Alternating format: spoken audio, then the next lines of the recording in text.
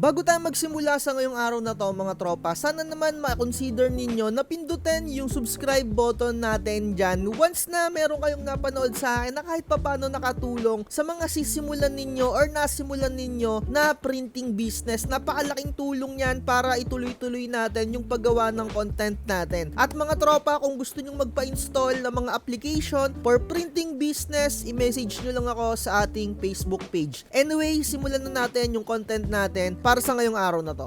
A few weeks ago mga tropa, may nakita akong Facebook post sa isang group. Hindi ko na makita yung pinaka-eksaktong post nung tao na yon, pero yung nakapaloob doon naaalala ko. Sabi niya, napakatagal na daw nung kanyang button pin maker na machine pero hindi pa daw siya nag-ROI. Kumbaga yung investment niya dun sa machine na yon hindi pa bumabalik mga tropa. Kung matagal ka nang nanonood dito sa YouTube channel natin, alam nyo naman na binabanggit ko, nasa experience ko, etong printing business talaga parang sa totoo lang wala ang lugi dito. Although kahit papano may mga sumusulput-sulput na customer, medyo okay na yan. Pero as in, yung mga binibili mong mga materials, yung mga binibili mong mga equipment, isipin mo investment yan dyan sa printing business mo. At syempre, huwag kang bibili ng mga mabibilis masira na mga materials. Piliin mo na talaga yung mga magaganda, yung mga quality, para pagka yung anak mo may anak na rin, kahit papano buhay pa yung mga machine mo. At ayan nga yung sinasabi ko, no? Kaya huwag kayong mawawala ng pag-asa kung matagal yung ROI. Basta kahit papano meron kayong small step na alam nyo na ginagawa, mas okay na meron na konting customer kesa sa as in wala kayong customer. Hindi naman talaga isang idlap makukuha mo na talaga yung ROI. And syempre iba-iba tayo ng kapalaran, iba-iba tayo ng barko na sinasakyan. Meron tayong sari-sariling mga experience, mga galaw, or depende sa diskarte ninyo, 'di ba? Pero eto, may mga nakikita rin ako na nagpo-post, sabi dito, mabilis lang po ba ang ROI ng badge maker or yung button pin maker nga mga tropa, kasi plano daw niyang mag-purchase kasi nga para daw additional sa mga product niya na i-offer. Mga tropa, sa mga magsisimula ng printing business, huwag kayong magdagdag ng mga products hanggang hindi nyo pa na didiskartehan or nalalaman yung 100% na diskarte dun sa mga una ninyong kinikater na product. Kasi mabubulunan kayo dyan mga tropa, ma-overwhelm kayo. Sinasabi ko nga sa inyo, mag-focus muna kayo sa iisang produkto, sa iisang niche. Kapag nakikita nyo na gumagaling na kayo doon, alam nyo na yung galawan, and syempre doon pa lang kayo mag-add ng additional na product. Kasi ang mangyayari niyan, mabubulunan ka ng mga gagawin mga tropa. Depende na lang kung napakarami mong nakukuhang assistant sa paggawa or sa pagka-craft dyan sa mga business mo. Paano kung isa ka lang? 'Di ba? Matatabunan yung mga ginagawa mo. Pero kung nag-focus ka muna sa isa, nakuha mo yung right market, na target mo talaga yung pinaka-niche or yung mga saktong tao na pinagbebentahan mo, kahit na hindi ka na magdagdag ng mga produkto, okay ka na doon. Kagaya ko mga tropa ko, no, ang pinaka-main product ko na as of now, puro stickers na lang talaga ako sa mga tropa ko na mga vloggers dyan somewhere out there mga tropa. And syempre kung kumukuha pa ako ng mga iba ko pang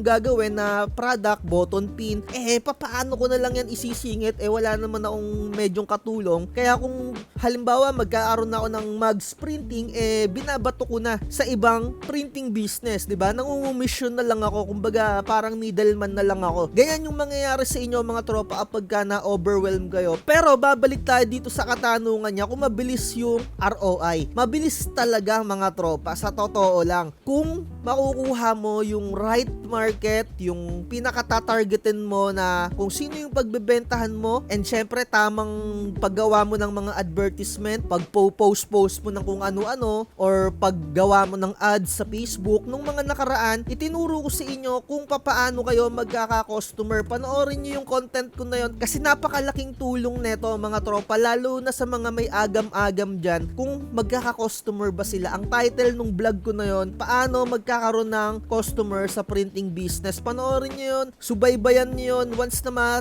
mapanood nyo yun, kahit papano magkaka-idea talaga kayo at hindi na kayo mangangamba ng ganito. Hindi nyo kailanganin pa na magtanong kung mabilis yung pinaka ROI nung isang machine na bibilihin mo. Mga tropa, kasi sa totoo lang, medyo may pagkamahal yung button pin maker. And nung nagsisimula ako, naisip ko na nabibili rin ako niyan kasi pangarap ko rin na magkaroon niyan, mga tropa. Kahit na nung nag-aaral ako, mahilig na talaga ako sa button pin. And hanggang ngayon, mahilig pa rin ako dyan. And syempre yung mga kabataan din ngayon, kahit papano, pang forma-forma, pang dikit sa bag, hindi pa nga uso dati yung mga button pin na merong mga mirror. As in, button pin lang talaga dati, yung may mga perdible. Yun pa lang yung uso. Ngayon nakakatuwa, ang dami ng mga klase ng mga button pin, no? 'Di ba? May mga mirror or meron pa nga mga bottle opener. May mga mura rin naman na mga button pin. Eto, 1,700 yung pinakamura. Pero yung cons neto, nababasag to kasi hard plastic lang yan Kakapress mo ng kakapress, nababasag yan. Hindi ko lang sure kung makakailan press ka dito. Depende yan sa gigil mo kung gaano yung pinakalakas mong mag-press. Pero ako, for longevity, ang binili ko talaga yung syempre yung bakal na, 'di ba? Pero syempre, investment pa rin yan. Sabihin na natin nakaka 6,000 pa lang siguro ako total na nagagamit ko or kinikita ko.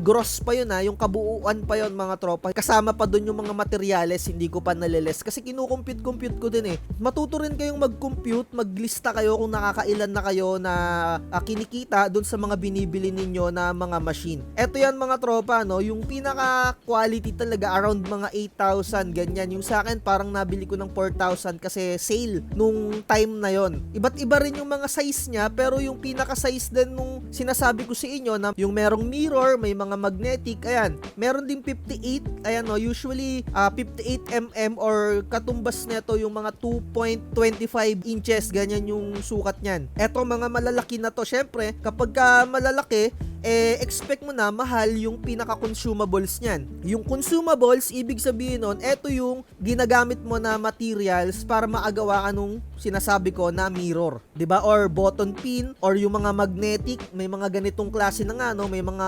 photo frame pa. At kinagandahan talaga ngayon, eto yung gusto kong gawin, mga tropa, yung bottle opener. Sa susunod, bibili ako nito, bottle opener at etong cosmetic. When it comes naman sa mga presyo, ako, mga tropa, ang singilan ko sa button pin, kapag minimum ko na 10 piraso, singil ko dyan 35 pesos. So sabihin na natin na 35 pesos times 10, lagi dapat kayong nagbibigay ng minimum purchase kapag mga ganitong product yung gagawin ninyo. Huwag kayong magpapagawa or huwag kayong magki-cater na mga solo-solo lang. Dapat minimum 10 pieces. So nakikita ninyo, 350 yung kikitain ko. Magkano yung pinaka-consumables niyan? 580 lang, mga tropa, and 200 pieces na yon. Papaano na lang kung maubos ko tong 200 na yan tapos wala pa akong error? So compute natin 35 times 200, meron tayong 7,000, 'di ba? Napakabilis talaga ng ROI dito, sa totoo lang, mga tropa ko. Ako hindi ko masyado iniisip din yung ROI, basta andyan yung machine sa akin, hindi nasisira, kahit papano moving yung product ko na yon.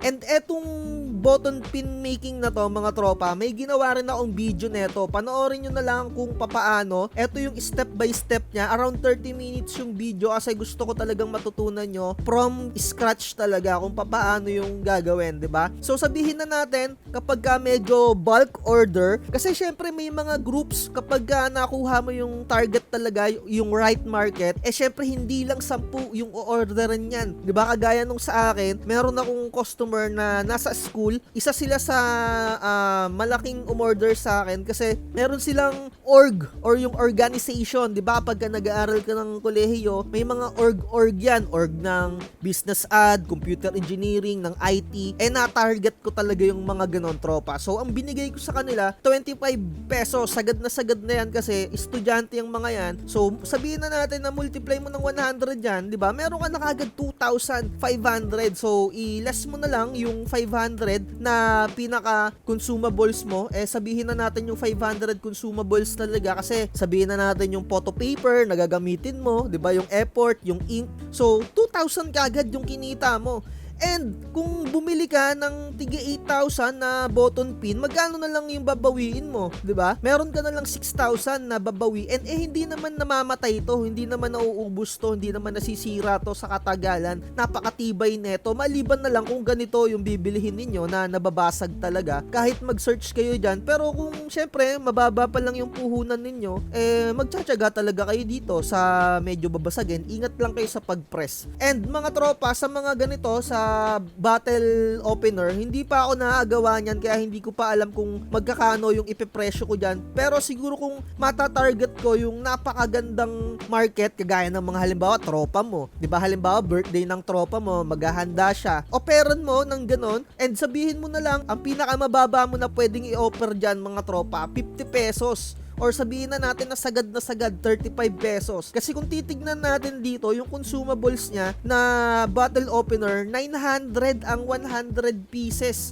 So sabihin na natin, di ba, 930, divide mo siya ng 100, magkano papatak ang isa? 9 pesos. So dapat talaga ang benta mo nito around 50 pesos talaga yan mga tropa. Nasa sayo na kung magbababa ka or papaliitin mo pa. Pero para sa akin, 50 pesos, ayun na yung pinaka maganda or may kita ka talaga. Sabihin na natin nag-order yung tropa mo 10 piraso pang giveaway niya sa birthday kasi napakaganda naman kasi nung gagawin mo talaga. May backing paper, nakalagay sa magandang packaging, 'di ba? 500 halos nabawi mo na yung kalahati nung puhunan mo and syempre 10 piraso lang yung nagawa mo. Pero sa una syempre sabihin na natin magkakaroon ka ng error diyan kasi first time mong mag-craft, ganun talaga. Tsatsagain mo lang, 'di ba? Sa mga nagtitinda ng mga mirror na ganito na button pins or kung ano-ano pa, mga magnetic, comment nyo dyan sa ating comment section kung magkano yung offer ninyo. Pero ako, sa tingin ko, kung mag-cater ako na ito, 50 pesos ko siya isisingil. Yan lang talaga. Kung magbababa man ako dyan, baka hanggang mga 40 pesos lang kasi baka malugi ako medyo mahal yung consumables niya. Hindi siya agaya na itong mga normal lang na button pin, 'di ba? 580. So tignan mo, no, 580, 200 pieces na yan. 2 piso or 3 piso lang yan, 'di ba? Yung puhunan mo. And kagaya nga nung tinuturo ko, at least nakaka times 3 kayo sa mga indicator ninyo. Ano yung times 3? So halimbawa 9 pesos yung puhunan mo, dapat times 3 yung magiging pinakasingil mo dyan mga tropa para talagang kumikita ka. Or sinasabi ko talaga times 3, times 5, times 6 or depende, 'di ba? May tinuro ako sa inyo kung paano mag-pricing. Ilalagay ko na lang sa description ng video na to kung paano mag-pricing. Tinuro ko doon yung times kung paano at ayun yung pinakamadaling way na sa tingin ninyo na talagang tutubo kayo. Wala nang mga ibang paliwanagan pa. Basta times 3 mo or times 5 mo yung magiging pinaka-presyohin mo. Yan talaga yung kikita ka talaga. 9 pesos, lahat-lahat itotal mo. Times 5 mo, 45. O wag ka na mahiya, gawin mo ng 50. Para sa akin, 50 pesos ko talaga yan isisingil. Yun lang, 'di ba? Kahit 5, pero mag-minimum ka lagi 10. Wag ka na magbibigay ng 5. Kailangan minimum 10 talaga sa mga button pin and sa mga ganyan mirror. Kung nag-aalangan ka na walang customer, gumawa ka ng mga template as in yung pang-display mo. Yan talaga. Kikita ka dyan kahit wala kang customer. Kung malapit ka sa school, mga student, napakahilig niyan sa mga ganyan, di ba? Mga magbabarkada, magtotropa. Kapag ka nakita yan, titingin-tingin yan sa display. So, bibili yan kahit isa or dalawa. And syempre, once na yung kaklase niyan, nakita na meron, tatanungin kung saan nakabili, di ba? Bibilihan ka ulit niyan. Tandaan nyo, lahat ng mga bumibili sa inyo, may mga tropa at mga may kakilala yan, ibubulong nila yan kung saan nakabili. Yun lang naman talaga, kaya galingan nyo lang, alamin nyo yung right market or yung pinakatamang target ninyo. So magbasa-basa tayo dito mga tropa, may nakita rin ako na post dito, sabi, bought this badge pin maker 2 weeks ago, yes, ROI na daw siya kasi nakuha niya yung right target or yung tamang marketing strategy nga daw, nakuha niya, product positioning and know your target market lang talaga. Ayun, kagaya nung sinabi ko, wala na kasi talagang iba pang tutulong kundi yung sarili ninyo, paano yung diskarte, and napakadali lang naman dumiskarte dyan mga tropa. Sinabi ko nga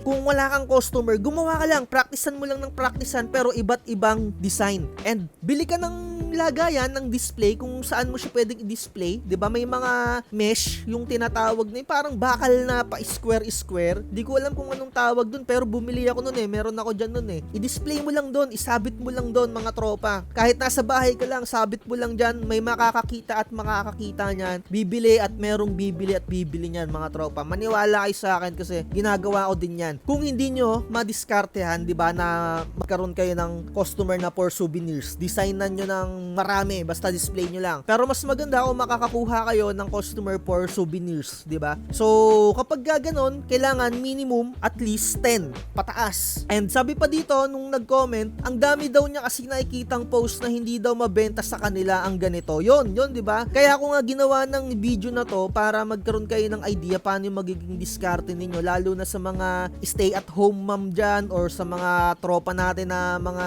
lalaki dyan na natatakot na bumili ng ganito. Good investment to mga tropa. Sa totoo lang, kahit na ano rin yung bilihin nyo, kahit yung mura, pero syempre mas maganda yung medyo quality na talaga para matagal yung longevity nung pinaka-equipment mo, 'di ba? Meron lang din ako nakita dito, no? Sabi niya dito, just want to share my small wins. Nababad trip ako every time na naririnig ko yung buisit na small wins na yan. Tignan mo, no? 655 pieces daw yung sold niya. Small wins pa rin daw, no? Nakabad trip talaga sa mga ganitong nagpo-post eh. Hindi ko alam, basta natitrigger talaga ako every time na nakakakita ako ng small wins na ganyan. Mga tropa, may customer ka na bumenta ng 10, isa, 3, pusang galayan. Big win na yan mga tropa. Isang malaking achievement na yan sa business mo. Punyetang small wins na nakaka-bad trip. Kasi isipin mo ha, ito isipin mo ha. Eto sabihin na natin na 50 pesos mo yan binibenta. Multiply mo siya ng 655. Diba? 32,000 pusang inang yan. Small wins pa ba yan? Diba? Nakaka-bad trip talaga tong ganito. Anyway, sana alisin nyo sa dictionary nyo yung small wins. May customer ka na isa, 5 piso, 3 piso. Big win na yan mga tropa. Small win, nakakabwisit. Parang, eto yung isa sa mga way na parang hambog ka na, alam mo yun, na, oy, small wins ko pa lang to, diba? Nakaka-bad trip eh. Anyway, sabihin na natin na 35 pesos niya binibenta, diba? Multiply mo ng 655, 22,000 pa rin eh. Buwakan ng shit niyan, small wins pa ba yung ganyan? Diba? Nakaka-bad trip lang yung mga tao na ganito. Sana sa lahat ng mga nanonood dito sa akin, wag nyong gayahin yung mga ganyan. Bumenta kayo ng 3 piso, 5 piso, 10 piso, 20, 100. Big win na yan mga tropa sa mga business natin. Napakalaking tulong at achievement na yan sa mga sisimulan ninyo. Kasi isipin ninyo, yung nagpagawa sa inyo, may mga kakilala pa yan na ibubulong-bulong yan mga tropa kung saan sila nagpagawa, diba? Wag nyong gagayahin yung mga small wins na shit na mga ganyan. And siguro dito na natin tapusin tong vlogs natin. Anyway, conclusion ko dito sa vlogs natin, i-go nyo lang ng i-go lahat ng mga gusto nyong gawin. Huwag kayong matakot kung wala kayong customer. Didiskartehan nyo yan. Alamin nyo lang talaga yung right market and tinuruan ko kayo kung papaano kayo magkakaroon ng customer, diba? Tungkol dito sa badge making na to or button pin na tinatawag, diba? Yun lang yan. At sana naman mga tropa ha, huwag nyong kalimutan na mag-subscribe talaga dito. Panoorin nyo na lang tong how to make button pin. Ilalagay ko sa description. At syempre yung pricing din kung paano kayo magpa-pricing sa ating printing business. As in, for printing business yun. Pero dito, tungkol dito sa button pin, sa pricing natin dito, siguro bukas ko na lang kayo tuturuan kung paano yung pinaka-pricing natin. I-separate video na lang natin, no? Pero may mga nabanggit naman na ako dito sa video natin na to kung paano kayo magpa-pricing. And again, alisin nyo sa dictionary ninyo yung buwakan ng shit na small wins na yan, nakaka-bad trip. Ayun na lang, like, share, and subscribe. At lagi ko sinasabi, huwag magpapauto. Bye-bye. Huwag kang magpapauto, mag-isip ka sa pilian, sa laro ng buhay dama.